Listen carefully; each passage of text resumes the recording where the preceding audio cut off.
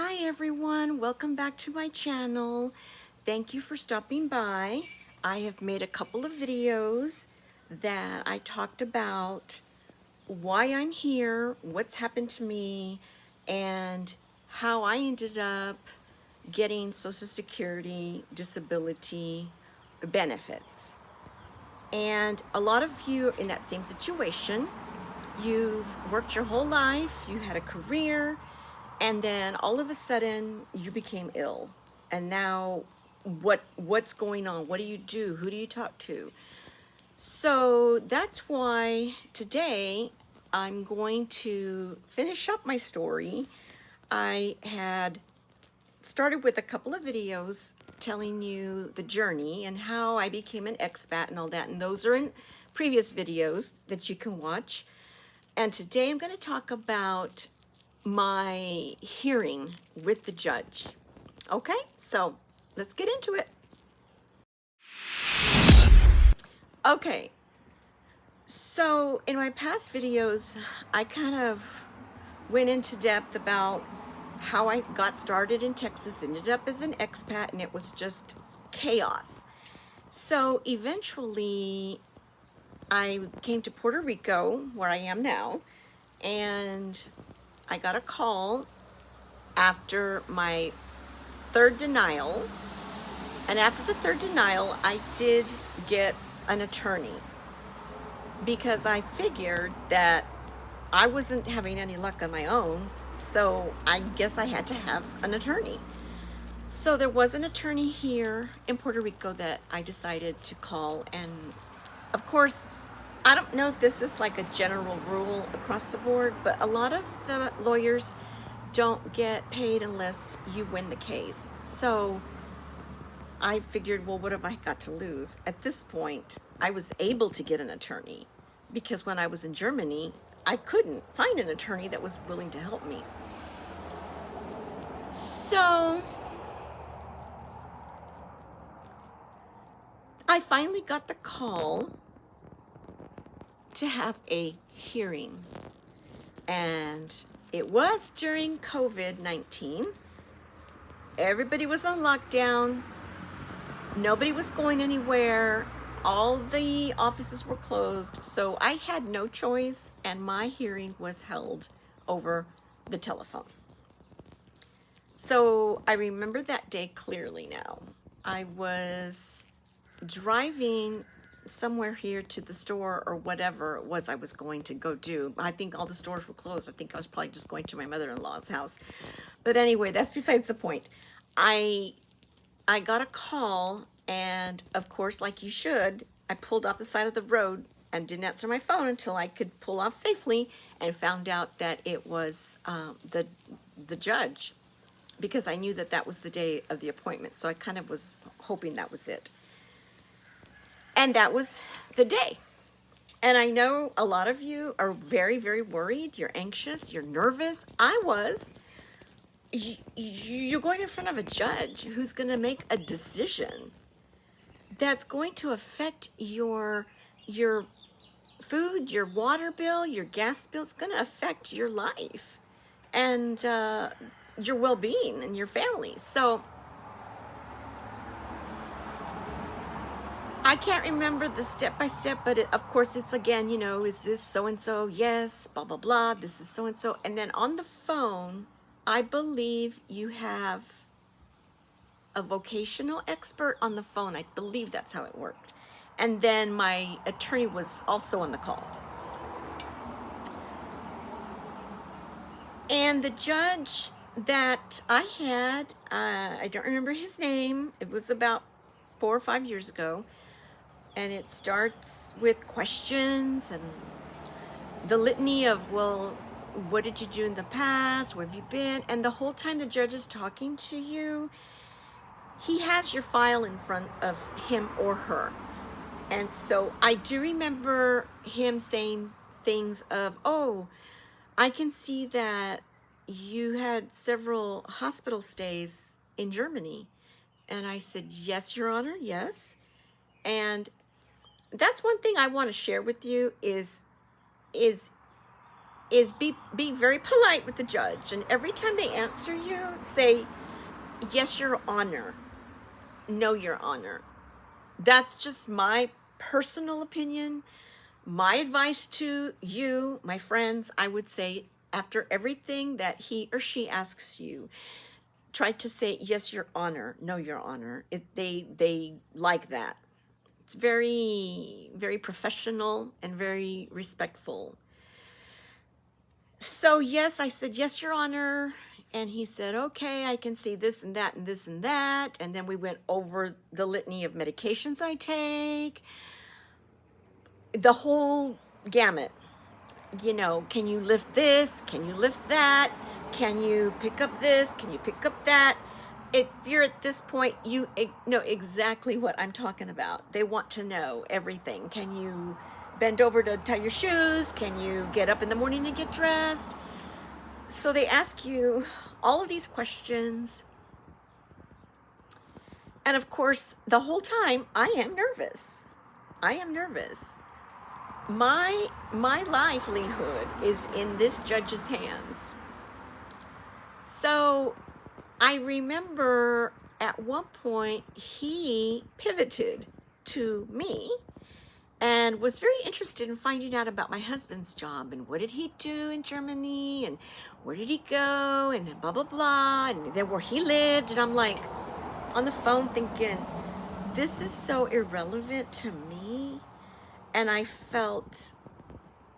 was worried about this.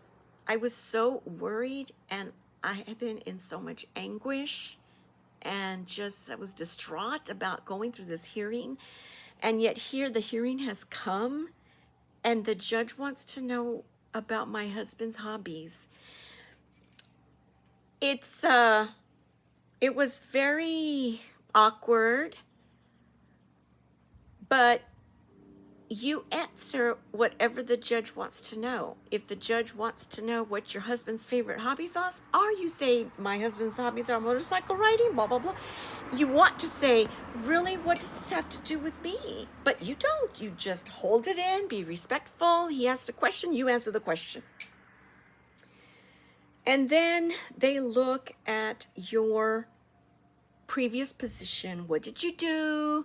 Who did you see? What was your education? What education did you have to get there, and the training and blah, blah, blah, and how long did you do it?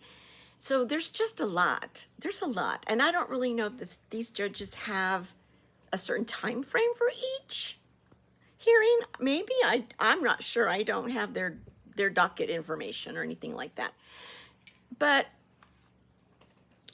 I remember some questions being asked about my job, and my job demanded of me to have very important meetings with managers, presidents of contractors, vice presidents of logistics, just very intense financial meetings and scope of work and progress payments and performance-based payments and scheduling.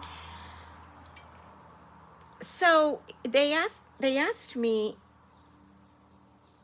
what other, I think it depends a lot about your age when you apply, what you've done in the past, and is there anything else that you could do that is similar to what you were doing. And the bottom line of all of that was the answer for me. Now, I don't know about you, but for me, the vocational expert told the judge, no.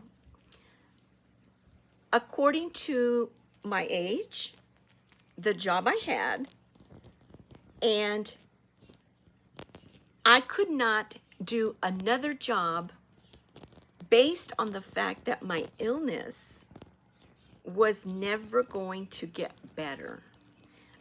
I didn't have an illness that was going to be cured by anything. So The judge was very nice. He was very friendly, very pleasant.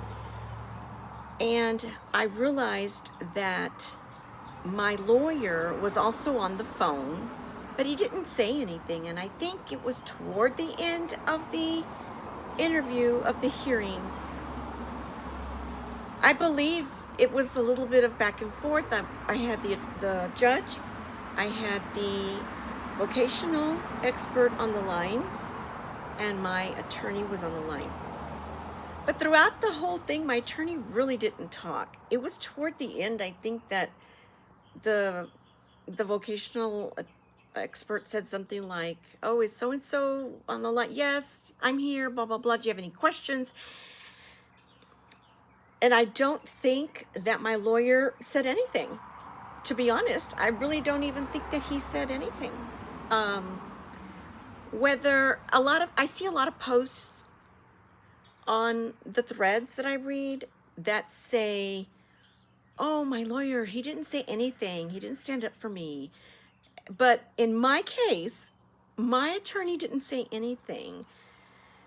But again, it sounded like the judge had all the facts. The vocational expert was giving the judge all the relevant information that he was asking for and needing in my situation. So the lawyer really didn't have a lot of input. I only saw him at the end of the chaos. Applied once, got denied. Applied twice, got denied. Applied 3 times, got denied. And that was finally till I got to Puerto Rico that I hired an attorney. So I had just met the attorney a couple of months after I got to Puerto Rico until the hearing. So he didn't do anything. He didn't do anything for me. And yet he took some of the compensation from my check. And that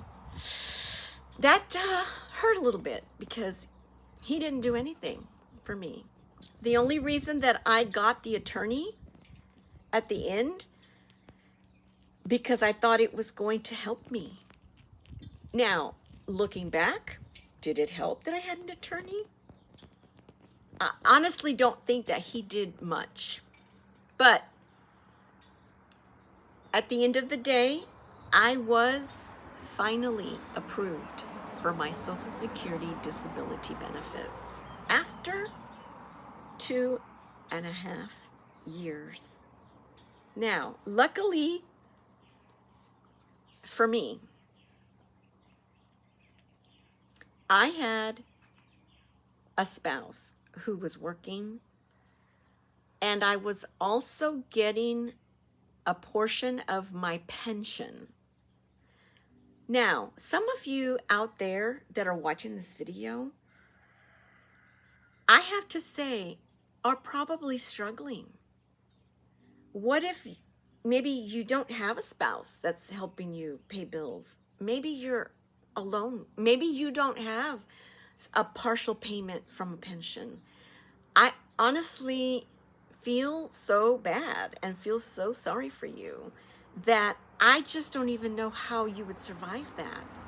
And it's really, really sad, and it's a shameful thing to discuss, because our system needs to be improved. That's just my personal opinion.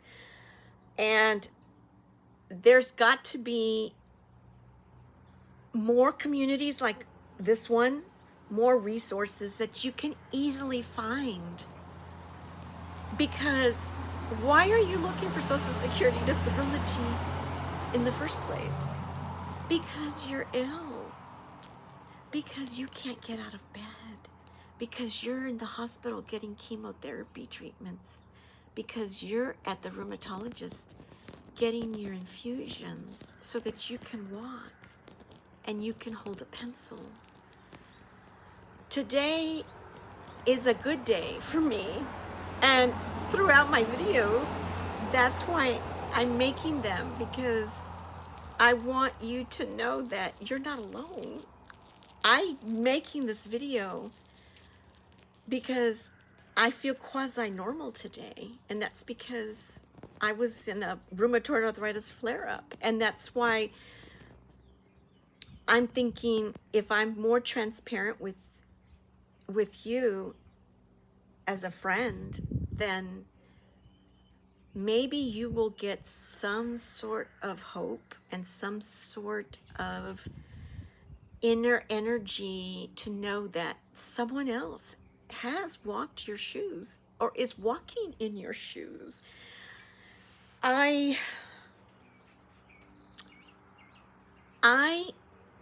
throughout my journey, now my main disability is rheumatoid arthritis with fibromyalgia, but before I was diagnosed with rheumatoid arthritis, it was 6 years. It took 6 years for doctors to make the diagnosis. And the diagnosis is delayed. What I've read is because they try to rule out everything else before they start putting you on autoimmunosuppressants, because basically now your immune system is non-existent. But I'm here today to share my story with you. If you're having a bad day, I'm sorry. I used a lot of ice packs, heating packs, lotions, potions, pills, medications. I can't tell you how many hospital rides I took to the emergency room, how many hospital stays. It's something that really has made you appreciate the precious moments that life can give you. I created a YouTube channel where I teach people how to crochet, and it gives me pleasure in teaching someone and making crafts and being busy. So if you'd like that, please check out my other channel. It's called Tropical Stitch, and I would love to have you as part of my community. Together we can walk the road. And if you have any questions or comments, please leave them below, and we can start a discussion and see how we can make our lives better. But I appreciate you listening, and I will make more videos and share tips and just have a conversation. Maybe someone is wanting just to have another friend to listen to what you're going through. Whatever it is. So I'm gonna go now. But if you like the video, please subscribe to my channel, like and comment, and share if you like. And I hope that you are able to gather strength from your inner self and have a great rest of the day. And I will see you in another video. Until next time, my friend, stay well and stay blessed.